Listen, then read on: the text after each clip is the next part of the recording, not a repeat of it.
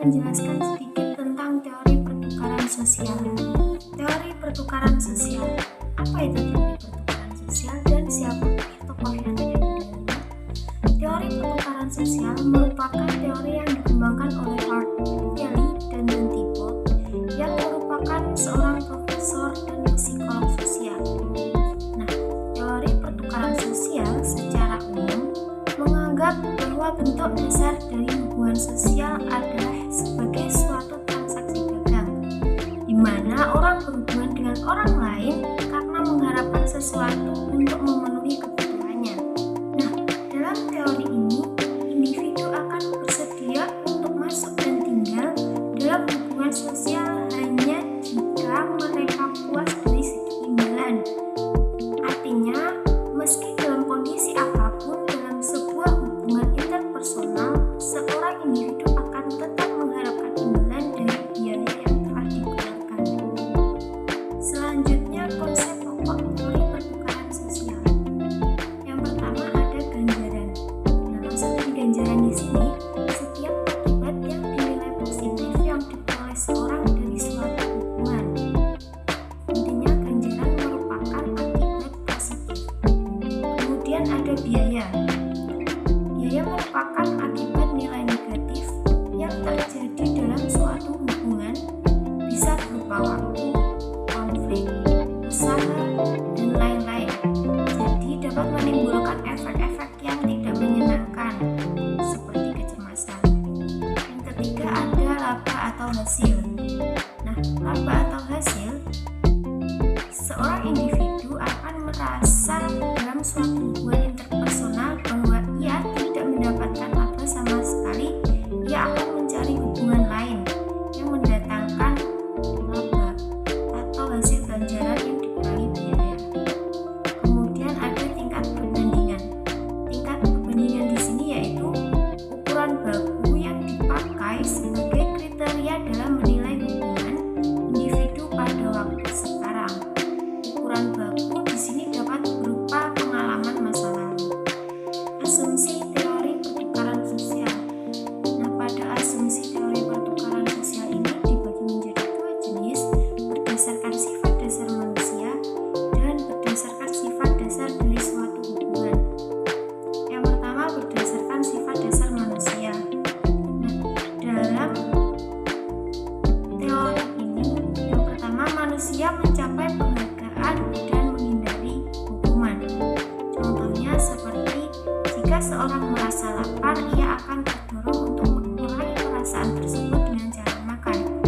Yang kedua, manusia adalah makhluk rasional. Nah, artinya teori ini didasarkan pada pemikiran bahwa di dalam batasan-batasan informasi yang tersedia, manusia akan menghitung pengorbanan dan penghargaan dari sebuah situasi tertentu. Yang ketiga, ada standar yang digunakan manusia untuk mengevaluasi pengorbanan dan penghargaan. Teori ini menunjukkan bahwa harus mempertimbangkan adanya keanekaragaman. Selanjutnya berdasarkan sifat dasar dari suatu hubungan. Yang pertama, hubungan memiliki sifat saling ketergantungan. Maksudnya di sini kita sebagai antar personal pasti membutuhkan suatu hubungan untuk membantu dalam memenuhi kebutuhan dan mencapai tujuan. Yang kedua, kehidupan berhubungan adalah sebuah proses. Teori ini mengajarkan bahwa waktu telah mempengaruhi pertukaran karena pengalaman-pengalaman masa lalu yang menuntun nilai mengenai penghargaan dan pengorbanan. Selanjutnya, struktur pertukaran sosial. Nah, yang pertama ada pertukaran secara langsung. Artinya di mana dua orang saling berbalas pengorbanan dan penghargaan. Yang kedua, pertukaran tergeneralisasi. Pertukaran ini di mana timbal balik yang terjadi melibatkan jaringan sosial dan tidak terbatas pada dua individu. Kemudian yang ketiga, pertukaran produktif. Pertukaran di mana kedua belah pihak mengalami pengorbanan dan mendapatkan keuntungan secara simultan. Kekurangan dan kelebihan teori pertukaran sosial. Untuk kelebihannya akan menimbulkan suatu keadilan dalam masyarakat akan ada yang merasa berat sebelah. Teori ini diterapkan karena teori ini membahas tentang bagaimana suatu hubungan sosial masyarakat bisa menyeimbangkan antara pengorbanan dan keuntungan yang didapatkan dari pihak lain. Untuk kekurangannya, apabila seseorang menerapkan teori ini, maka dikala seseorang tersebut memberikan atau melakukan sesuatu kepada orang lain, maka penerima tersebut akan merasa risih menerima pemberian atau jasa yang telah dilakukan untuknya.